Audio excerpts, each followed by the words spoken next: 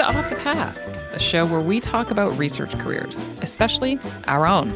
I'm Sam Ladner. And I'm Steve Portigal. Sam and I have been having a bunch of conversations about research careers, and with Off the Path, we're going to share those conversations with you. I'm going to start by asking you something.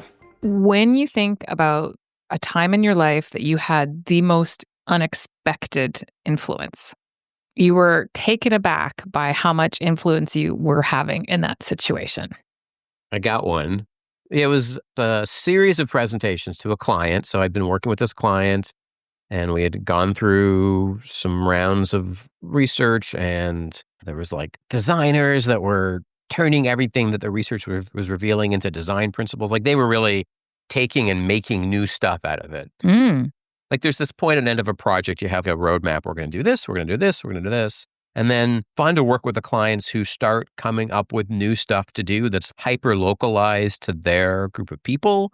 It's not a deliverable or a workshop or an activation thing that I would have ever put in a proposal. So yeah, like these designers, they put together their own deck, way better than our deck because it's an operating thing that they can start to work with. And then I think we shared the research and implications, and they started to even shift some of the ways they were doing their design and product and communications. And the head of the business, this was like a startup that had got acquired by a larger company, and they were not quite folded in, so they operated somewhat on their own. So they had a CEO who might have been sort of put there by the new parent company. It was like a little more corporate and professional. And so this CEO, she arranges a completely different meeting than anything that we had done before. And I think this was to bring marketing people in. And I think we gave like the scantest sort of research deck. And what she had asked us to do was re-edit or re-present just the videos from the research. If I remember, that's what it was. So different audience, different deliverable, all from the initiative of the CEO. So it was unexpected? It was not part of our original scope. It was like, oh, can you do this? And I think we were paid for it and scoped for it, but it was all, we see how to get more mileage out of this work and kind of have more impact. Right. Different audience. And we want you to direct that. This sounds like a great outcome. This sounds like a fantastic situation. That's just the context for kind of what you're asking. What I saw in that meeting was, so this was probably several weeks after we had done the original presentation. And again, I think we did a short presentation. So hearing the CEO, who's not a design person or research person, just like a smart person who's curious and saw the chance for them to do way better in communicating what their product was to their users, their ideal prospective, non-technical, nerd, forum-dwelling online people, but people that would be into this category. She started directing or inspiring or, giving a charge to these marketing people using our language.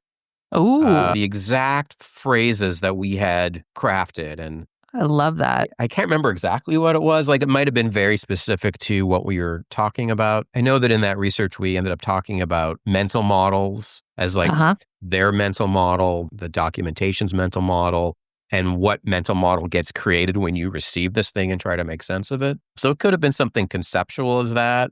Yeah. Or it might have been just one of those phrases you put into a deck to try to like capture the insight or capture the opportunity. And they were speaking that language back to you. Not even back to me, but to someone else. Even better. And the CEO was using that language to direct and instruct this new cohort that we were trying to share the research with.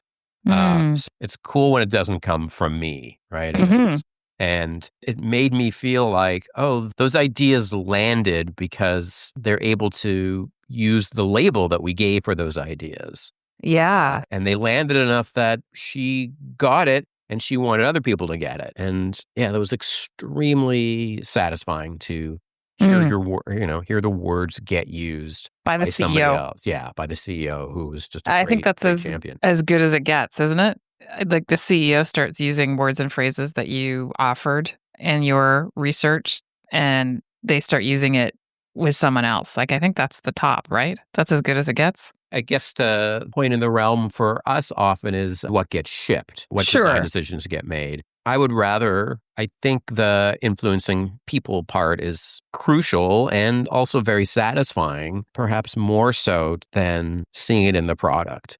Yeah. Um, Yeah, I agree actually, because yeah. it's like an alive situation where there's a real breathing person who clearly heard what you had to say, internalized it, put it in their own context, connected it to other things that are going on. Yeah.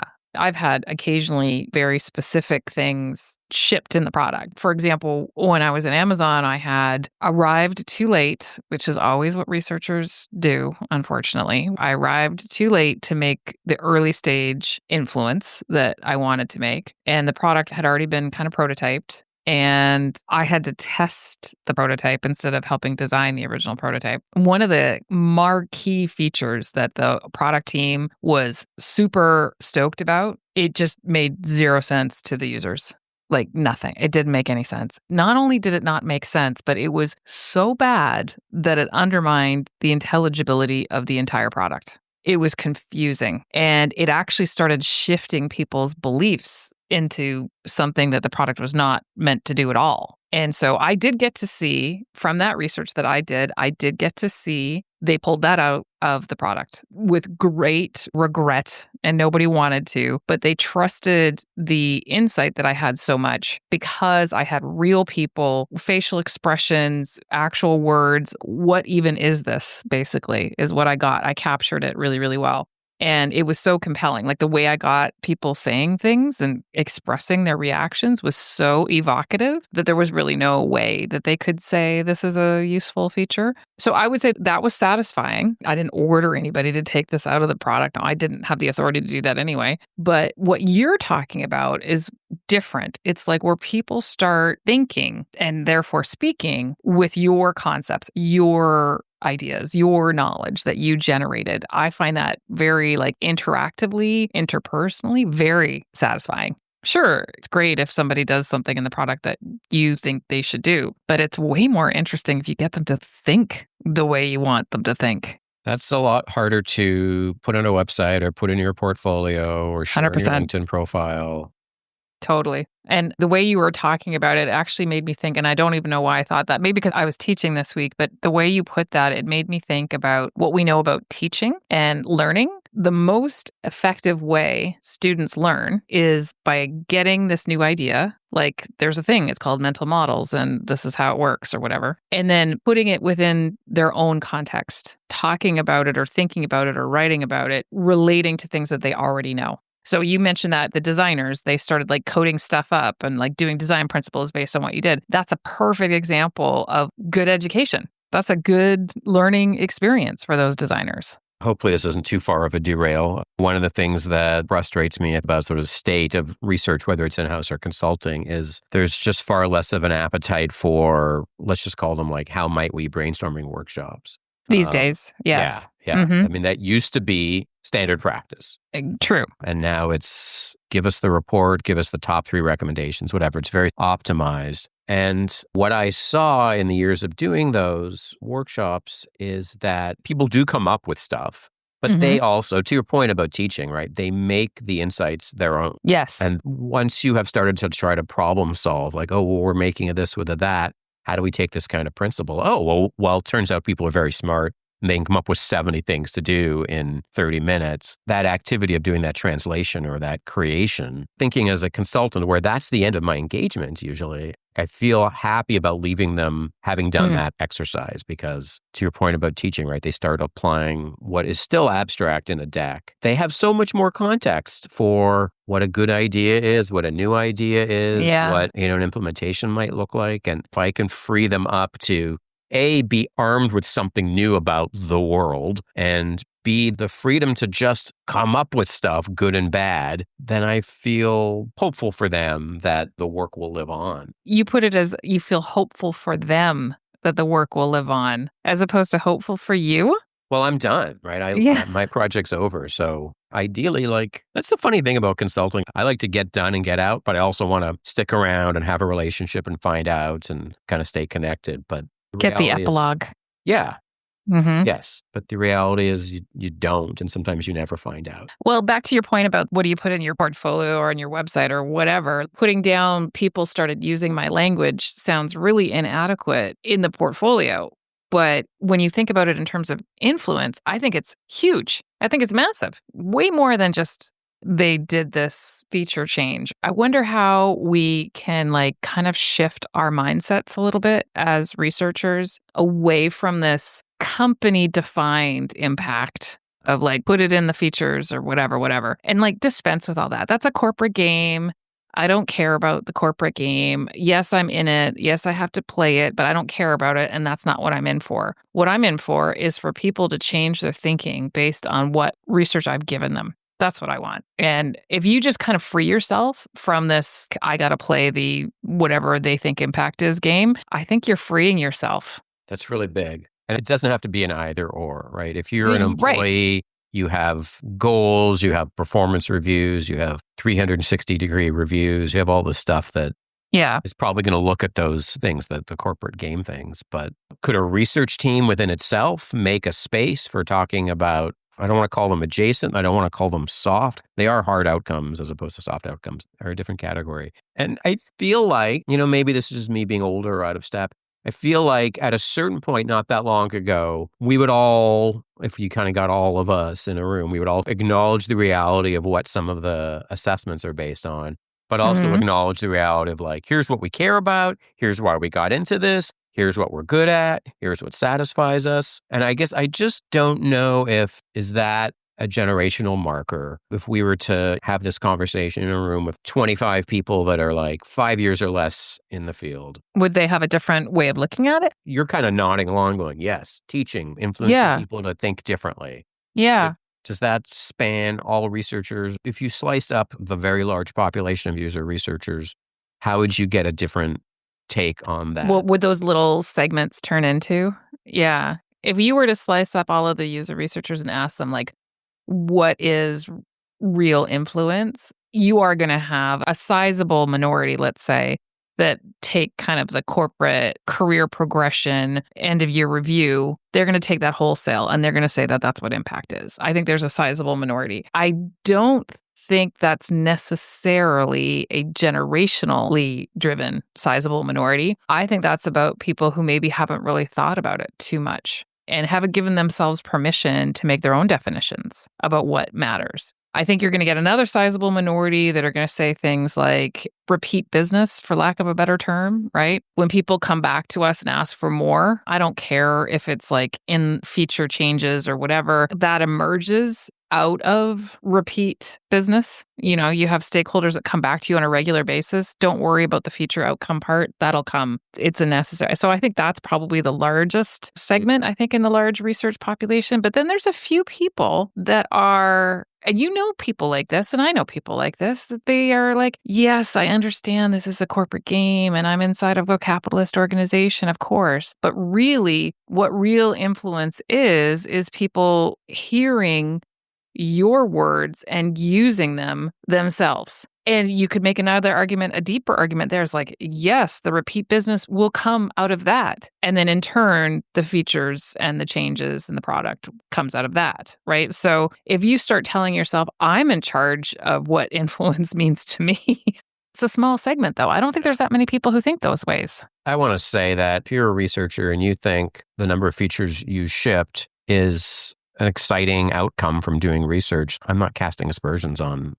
that person. I'm saying for me, it is exciting to see people change the way that they think. And it's interesting that there are different kinds of definitions of influence, or there are different ways that we in our work find meaning and satisfaction from observable measures of influence. But I don't hold against anyone that likes Well, likes to ship stuff. well, sure, if you want to see your work become material. Yeah, I get that. Absolutely. You've been able to like get a crappy feature improved. Like that feels good, especially if your users are like enterprise users and they have no choice but to use this thing. And you manage to like make one step go away. Now they have 17 instead of 18 steps. That's literally the satisfaction level that I have had in some enterprise contexts. And so you can understand why that seems small compared to people using my words. For you and I, maybe, and maybe for someone else, they just drive different satisfaction out of it. I think I had that burned out of me in my years working for an industrial design consultancy. Mm. If you go back to this period of the 90s, it was really about portfolio was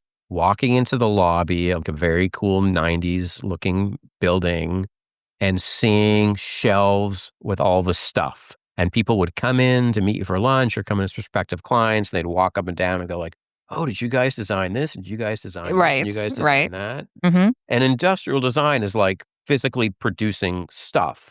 So even if that's not the mouse that Logitech ended up using, there's still like 3 mice in the lobby that got designed. So it looks like it was shipped, like you made a finished thing. And I kind of came up in that culture. And, if you looked at like IDEO's press in that era, that was not where I worked, but they sort of set the standard. Sure. It was just brand and product that was ship. Yeah, And, we made this, we made that. Oh, yeah, we made that too. Yeah. Right. And my company had sort of a tiny lobby with not as many examples, but it was a big deal when like something got engineered or 3D modeled, like they'd put one out in the lobby. And so that's what success looked like, a positive outcome, influence. Your work has been well received. Yeah. But that's not the work that I was doing. I was doing research. We were doing front end work. And so much greater timelines between what we would do and something actually shipping. And especially as we were doing sort of new to the world product development, often nothing would come out. And if anything did come out, it was very, very rare to see anything that you could trace back. And I mostly gave up on that just over time, although we did work that led to Go-Gurt. And I remember seeing the package in the store because, again, we had moved on and no one called us and said like, hey, you guys told us X and the packaging has this description on it. It's just like what was in the research. I was in the store and I saw this thing and it was from the manufacturer we'd worked with, the brand we'd worked with. And I picked it up and looked at it. I'm like, oh my goodness, this is our story. And I like brought it into the office and I showed everybody. And it became kind of lore for our agency that, in fact, people say like, oh, we developed or designed Go-Gurt. I mean, we didn't, but I know what was in our report and I know what's in the Go-Gurt use case that they launched with. And it's right there. But it was serendipitous that I even saw that and that I drew the conclusion and that we could kind of even have that claim. But that's rare. That was a lot of innovation work and very little of it that was sort of directly traceable. And you certainly were never given attribution as a vendor. If you were IDEO, yes, you'd say IDEO made our thing. But if you were us, we didn't really get that. Well, even internally, I don't think a lot of researchers get anything. Let's imagine that this was an internal project for whatever reason, and you could literally pull up your research report and show the packaging and see. Even then, I don't think people would have proactively reached out to you and told you and credited you, because the thing about research is that it is kind of like the silent guide that gives the designers, the engineers, gives them the guardrails. I had a friend that I worked with Microsoft, and he was an engineer, a developer, and he said to me before he worked with me, he was making hundreds of decisions every single day that he knew had a direct impact on the user experience. So he's sitting there literally at his keyboard coding, and he's making decisions, and he knows he's making decisions about what will eventually affect the user experience, and he doesn't know what he's doing. And he called it developer whim.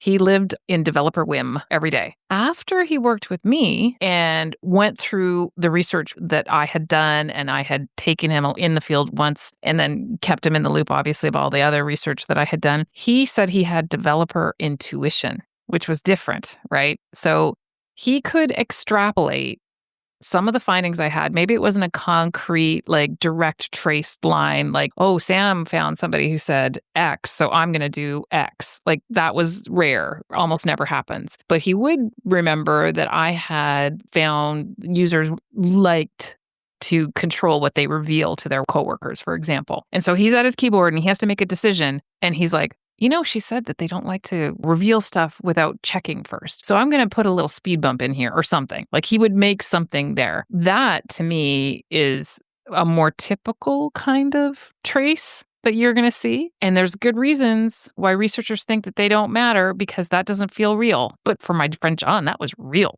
And I think there's a cynical take on that story, which is that person's intuition is not, they're misinterpreting, they're misremembering, they're being too literal. There's probably a lot of ways that if every one of those 100 decisions got workshopped in a context where we Sure. brought back the findings or asked the researcher to re-research that, you might have done something different. But I bring up that, I guess I want to acknowledge cynical interpretation. I think that's really exciting, and it's a very positive story. And it's an interesting mix of you change somebody's mind, but you empowered them to make their own future decisions. Exactly. And I think that that's something that we don't pause enough to think about and to celebrate. I'm not here to tell people what to do. Even if I were, I don't have the power to do that. Like, I don't have the authority to order people to rip things out of the product or put new things in. There's very few people in any organization that have that kind of authority. And I don't know if any one of those people are going to be researchers, right? Instead, I have to empower. That's what I have to do. I can't overrule. I have to empower, and I want them to go the right direction. So,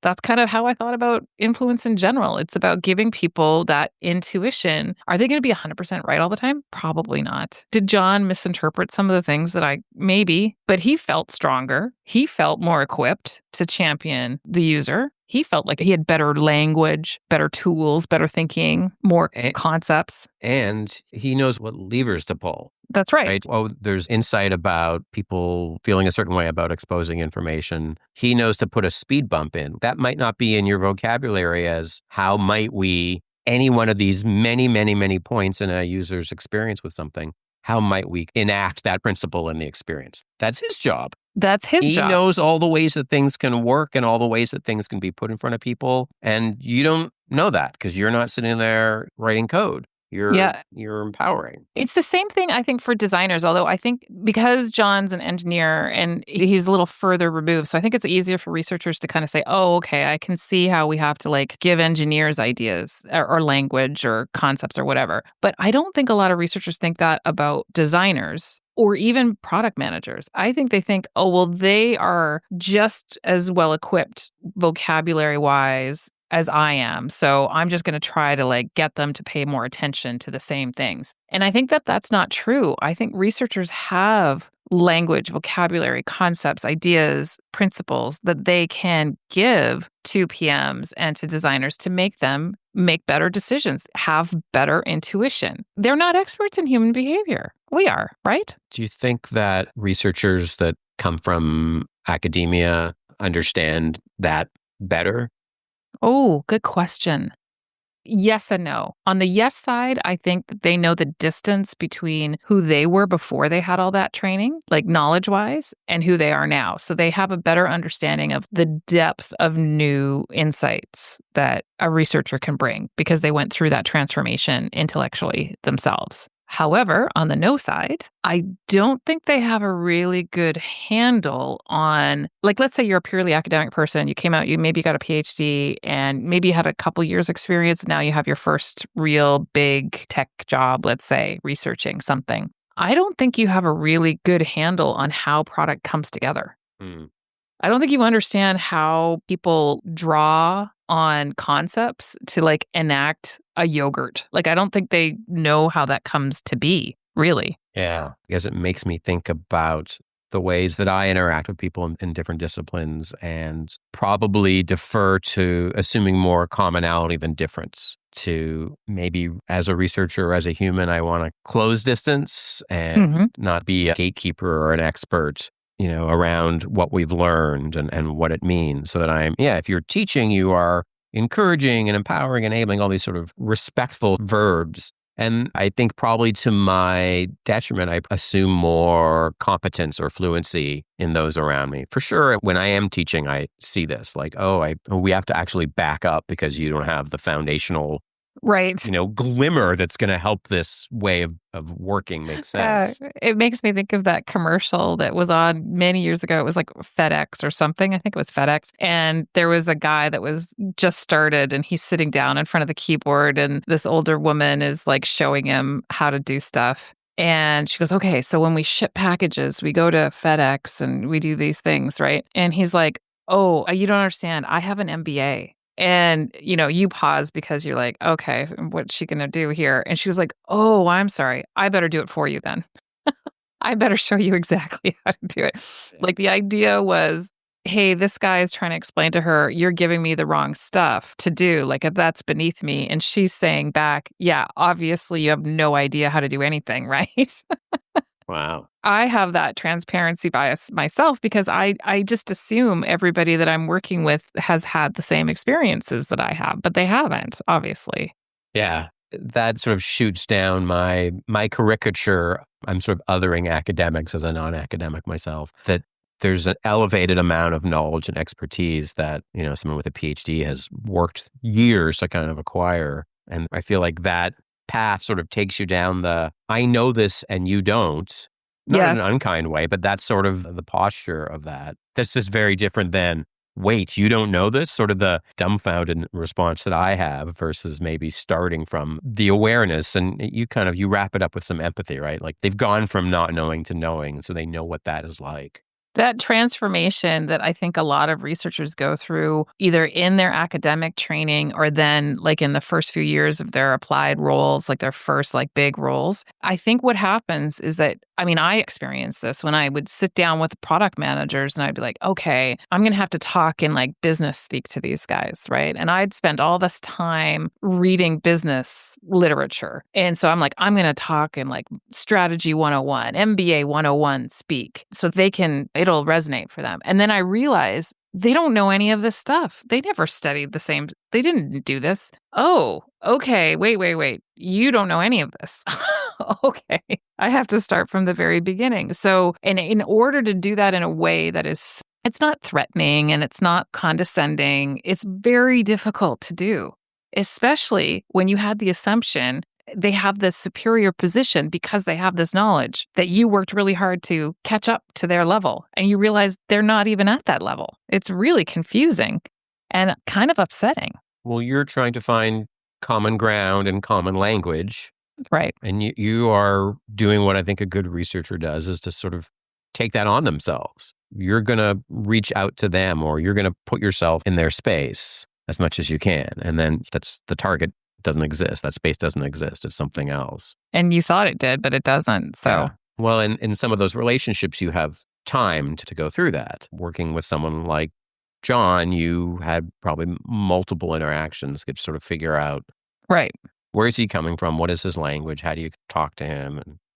The way that I'm kind of thinking about this approach to influence as being like the teacher, can I get these people to connect what I'm giving them to what they already know and therefore they're going to learn? There's an added wrinkle to it because the student, quote unquote student, does not know they're a student and in fact may reject being called a student and don't want to be considered a student. Can you imagine, like, if that were the case in education in general? People go into a classroom and the teacher's up there is like, okay, everybody, let's settle down. Like, who are you? You know, like, I already read this book last year, you know? I think that's what's from friends who are teachers. I think our world of the power dynamic and the expectations of teaching has really changed. And there may be more of that element actually in like teaching kids now than there was when we were there. When you said teacher, my hackles went up a little bit because that word affords a power dynamic that's not what you mean. Right. It's the intention that the teacher brings, but it's not the role that they inhabit, which, well, there is influence, but there is authority for the most part in a teacher, right? You control, you set the time and so on. Yeah. But we've all had teachers, though, that did not rely on the authority to influence you, right? I mean, these are the teachers that stand out in our minds as the ones that were really worth listening to because they dignified you and they gave you a place to take your own journey. And then, of course, there were always the teachers that had no real influence over you. All they had was authority and you hated them. Of course you did, because they were terrible and they were mean. If you can think about that same dynamic in terms of a researcher's ability to influence, you're never going to have that authority. I mean, maybe you might outrank some of the people that are in a particular meeting at one time, maybe. But even then, you can't order them to do things. Right. Right. So we're sort of separating the mindset and intent of these kinds of teachers that meet you where you are, that listen to you and that influence you, and the context in which those teachers work, which in some cases they have sort of a structural or sort of a setup and authority, but we're we're trying to describe the teacher's mindset, not the context in which they work. So the avatar of a teacher that comes into my head is somebody like at the front of a classroom with a chalkboard. Right. But when you start talking about, I start thinking about, oh, how like Mr. Gauthier like talked to me and listened to me, despite the fact that I was a shit disturber in his class. And, I love it. You remember his name. oh my God, I remember the jokes we made about him. And I remember everything about how he treated me and all the problems that I caused. But yeah, those teachers that treated you like an adult because you're in a vulnerable time of your life where, let's just say age 11 through age 18, you're trying to figure out who you are.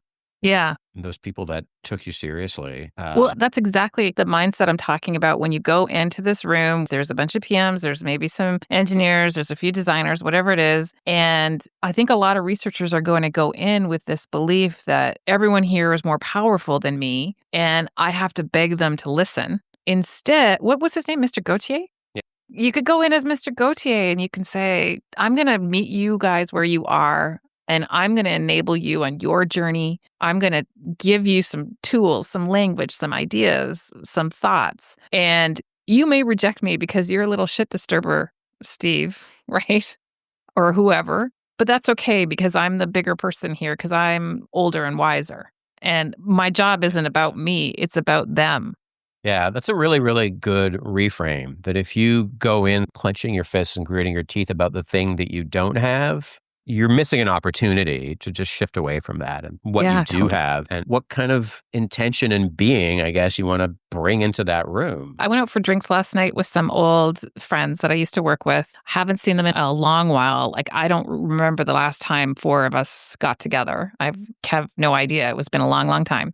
So it was super fun. We had a wonderful time. Everyone's doing very different things, different locations, different companies, had several lifetimes since we saw each other last. And one of the researchers there has been non-working for a couple years now and not too upset about it because there's life and, kids and things like that. But then they were saying, we were talking about the last place that they had worked, which was kind of an alpha bro male culture, very troubling, difficult to do, hard. As the research leader in this context, it was very difficult for this person. And so they were really burnt out. And we were talking about how do you recover from that kind of thing? And I was talking about the last role that I had where I had a lot of moments where I was not enjoying myself. But then I forgot there was all sorts of joy and meaning and little tiny moments where I was getting people to I was meeting them where they were and they were using my language and all this kind of stuff. And this other researcher, she said, oh, I need to do that. I need to look at how I can make sense of that time I had. It was very challenging, but she had forgotten to look for the joys. I think that happens to us all. The next time you go into a room and you're like, I'm going to try to influence these people instead of like, I'd like to enjoy this moment.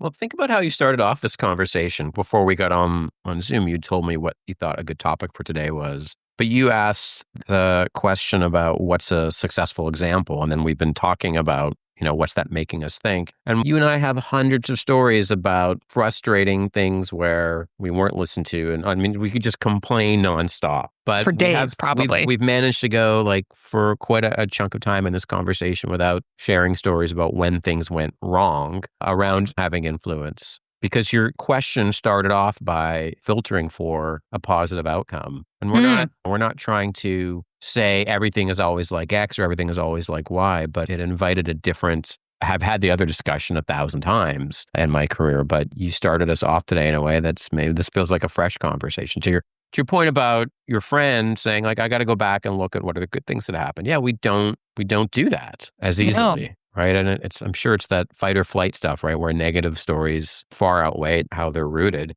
than positive stories. Well, it takes work to get the positive to pop, right? You and I could probably have an 8-hour continuous conversation about where things went wrong and how shitty it was and how hard it felt and how, upsetting it was. And it could go on. And then we could talk about other people's stories that they've told us where they had that same problem and we could commiserate. But in order to have a conversation about the goodness and the meaning or the joy that we've experienced, it's not ready to hand. It's not top of mind. It's not top of heart. And we're not being naive about it, or we're not pretending everything is perfect. I think we're just looking at a different facet Hmm. and seeing what comes out from that.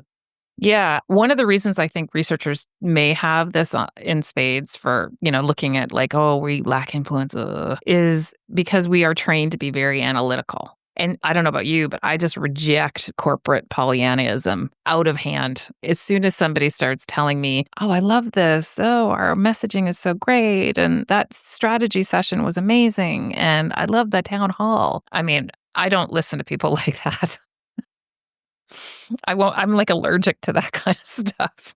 That's not the only other option, right? Non-naive, realistic, but also, like, looking for the good. Yeah. If you're gonna be spending your time, the majority of your life working, well, is it the majority? A good chunk of your time working. You kinda need a strategy to figure out how to grapple with how work functions. Because work a lot of times does suck. It really does. And it's not because you're a bad person or, you are essentially sentenced to this. It's because you have to work harder to find meaning. You have to like go back and revisit, hey, you know what? I actually did get some good stuff out of that experience. That takes effort and nobody tells you should do it. It's great that your friend had that sort of realization. It sounds like they're on a journey from an experience that maybe overall wasn't good, and not that's going to change that, but it sounds like they were saying it would be healthy for them to revisit and find Yeah. Yeah. the positive. Well, anybody listening to this can probably figure out exactly what it was like. I say tech bro culture and like puffy vests and a lot of fist bumping. And you can guarantee people have all had this experience. They know exactly what I'm talking about. And there's very little that comes top of mind or top of heart to be positive from something like that. But I bet you anything, there's little gems in there, gems of experience that you just didn't maybe appreciate. It just slid past you at the time. Yeah, those moments, they could be small moments or medium-sized moments that maybe doesn't change the overall narrative of what an experience is, but gives it more texture or color or Yeah. I don't know, balance is the word here, but Now, I can also hear in my mind's ear somebody saying, well, that's all well and good for you, but I still need to have a portfolio that demonstrates impact. And I'm not saying that that's not true. Of course, everybody needs to be able to quote unquote prove their value in the corporate environment. And you have to work at developing the traceability, the specific feature, whatever it is, of course. But if you're substituting that for your own meaning, you're in trouble. Girl, you're in trouble, girl. you bought into the hustle, right? And Right. it's not really winnable, or it doesn't pay off, I don't think. I mean, I say this not from personal experience, right? I've never had a corporate job as a researcher. I've been outside. I have my own challenges about having portfolio and having success and finding out what happened and using that to demonstrate my value, but it's not the same. It's similar though. If you've worked as a consultant or a freelancer or an agency employee, you also need a portfolio that demonstrates the quote unquote expected impact. Like, we're not going to hire you as a company or as an individual until you show us that you put that thing in the feature. And, okay, that's probably true. But as soon as you let that be the totality of the influence that you've made, like you say, you're not going to win. There's no winning that. I remember going to, it wasn't quite a pitch meeting. It was like get to know you meeting with a startup in Silicon Valley. And I don't know, there were some designers there. Like it was friendlies or friends of friends. Like it was to kind of talk about what we did and how we worked and some examples. And the CEO, who wasn't expected to come in, came in and started giving us the intense quizzing. Like maybe he would get at like funding review kind of meetings. And I was sort of taken aback. And he eventually almost held us down. He said, what's an example of a client you've worked for where you had a unique insight and it led to them developing a product that succeeded, like either said iPhone or iPod? I don't remember how long ago this was, but I'd sort of quietly tilt my head like, well, there have only been 8 of those in history. For anyone in any universe. I started thinking like, oh, I've given clients insights that could have led to them creating something that's successful. But for many, many, many reasons, they didn't choose to do it. I'm not going to take accountability for that level of impact. It was an astonishing question that I wasn't really prepared to answer properly. And it showed just what different lanes that we were kind of operating in. Yeah, totally. And I'd brought a colleague there with me. And when we got to the parking lot, they called him a douchebag, which was sort of validating to me because I was trying to answer his question, even though his question is ridiculous now that we're talking about it. But I know it's nice to have somebody talk shit about somebody else on your behalf and be like, yeah. So needless to say, we didn't end up working with them. Oh, you didn't make the iPad? Well, they also have not, in the years since then, have not come out with an innovation equivalent to anything that Apple has done. So, Oh. I didn't work with them. Well, it's your fault because the insights that you offered in that one meeting were not sufficient to drive them. To feel confident about us. But I feel sorry for that guy, that CEO. How's that? He thought that was a really awesome question. And what kind of person are you if that's an awesome, what is your life like? What does he think innovation or success looks like, in tech? Well, and as you say, in the years since you've had this conversation, they didn't come out with any of this stuff. So what kind of crushing sense of inadequacy, shame, and failure does this guy have? Yeah, I'm sure in his woodside mansion as he sips his imported French vino, he hates himself. Well, but that's the thing. I mean, maybe he does have this beautiful wine cellar. Great, fine, who cares? But is that wealth of spirit and heart? No, this guy's empty inside if he thinks that that's a really, he thought, I need to make the iPhone. And this dude isn't going to get anywhere near helping us getting there. And suddenly make sure everybody in this meeting knows that. Yeah. Yeah, that was sort of the power move on his part, right? What a sad situation, And I'm going to put him in that same camp of all those other teachers that we were talking, not Mr. Gautier, the non-Mr. Gautier teachers who are not dignifying their students, not treating them with respect, not meeting them where they are. Do you think those teachers are happy? No way. Absolutely not. And so just back to some of what we're trying to solve for, right? This guy comes into the meeting. I mean, we were shocked by this, but also everyone on his team was shocked. They didn't apologize for him after he left, but the room had changed. Wow. And so right there, middle management or product managers or designers, they're trying to do a good job within the normal bounds of what a good job is. Right. But they're working in a context where what looks like authority or at least power is operating with a different set of rules. I mean, this is your friend, right? Your friend is a normal, caring, compassionate, interested, talented person working for fist-bumping puffy vests. Right. And here's the silverback puffy vest. I'm mixing every possible metaphor in here. That, it sounds worse for her because that's the dominant culture. I think in this case, that guy was the exception. He was the one that didn't fit in that room. Yeah. We had a lot of common ground until he walked in there. And messed it all up. Yeah. So I think her situation sounds even worse, right? It's one thing to not sort of fit the dominant culture, but at least if you have, this is every workplace comedy, right? I mean, that's why we have so much television and film about workplaces, because you said we spend a lot of time there. We're trying to find meaning. We don't fit in these cultures. It's absurd. Yes. It's a crazy thing for anybody to think that they can get meaning from such a problematic context as work. It's insane that we walk in every day and say, this is going to make me feel important. This is going to give me a sense of purpose. It's insane because there's so little about that context that leads to meaning. And yet, we expect the work to give us meaning every single day. And we're disappointed when it doesn't get served up to us on a plate. And there's fist bumping puffy vests everywhere. So I don't know. I think a takeaway is that they can be small moments. It's on us to look for them, absolutely, identify them. I mean, yes. It's what you did for me in this conversation. It's what your friend is seeing from you. And that they can exist alongside what the system requires of us. Yes. So if we're being promoted based on what features we ship, it doesn't mean that we can't also look for the meaning we found when we changed how somebody thought about something. Yeah. And some years are good years in terms of meaning, but terrible in terms of feature impact, and vice versa. Some years are great for feature impact, but very little for meaning because we hadn't really had that parallel sense making, that reflection. We didn't do it.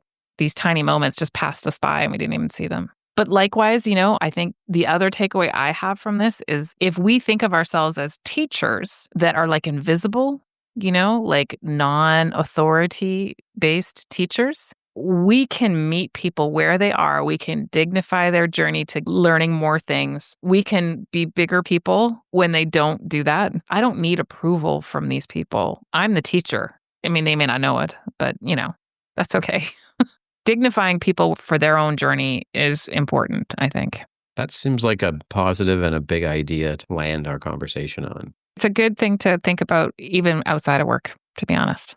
Right. Any of the lessons that we generate for work or research seem to be the ones that I like are the ones that are broader. I got asked today by some students about skills that they thought were important going forward. And I talked about being flexible and things changing. I gave some concrete examples in research or working with clients or in the field where that's important. And then I sort of heard myself talk. I'm like, but this is also life, right? It's being able to deal with unexpected changes is crucial for reducing the amount of stress and worry in your life.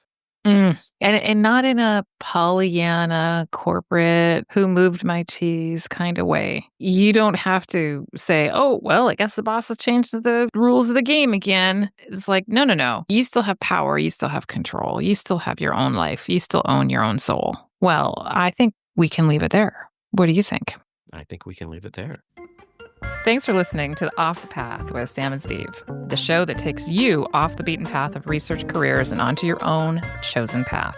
Hire Steve Portugal to lead a research study with your team, or to help build user research skills in your organization, or to deliver a talk or workshop for your event. Learn more at portugal.com/services. Steve's classic book, Interviewing Users, is in its second edition with an audiobook. Check out portugal.com/books for more. And Steve has his own podcast, Dollars to Donuts, where he talks with people who lead user research. That's at portugal.com/podcast. You can also connect with him on LinkedIn. Hire Sam for research projects or research coaching. Take one of her classes or sign up for exclusive video content at samladner.com. Sam's books, Practical Ethnography and Mixed Methods, are both available on Amazon, and her new book on strategic foresight is coming out in 2026. Sign up for her newsletter to find out more at samladner.com/newsletter.